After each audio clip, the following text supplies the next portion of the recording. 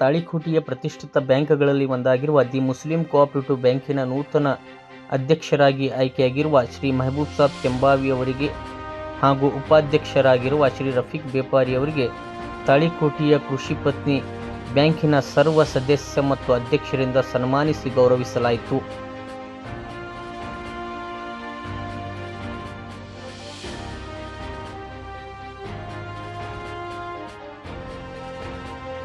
ತಾಳಿಕೋಟೆಯ ಆಶ್ರಯ ಕಾಲೋನಿಯ ಸಮಾಜದ ವತಿಯಿಂದ ಸಹ ದಿ ಮುಸ್ಲಿಂ ಕೋಆಪರೇಟಿವ್ ಬ್ಯಾಂಕಿನ ನೂತನವಾಗಿ ಅಧ್ಯಕ್ಷರಾಗಿ ಆಯ್ಕೆಯಾಗಿರುವ ಶ್ರೀ ಮೆಹಬೂಬ್ ಸಾಬ್ ಕೆಂಭಾವಿ ಅವರಿಗೆ ಸನ್ಮಾನಿಸಿ ಗೌರವಿಸಲಾಯಿತು.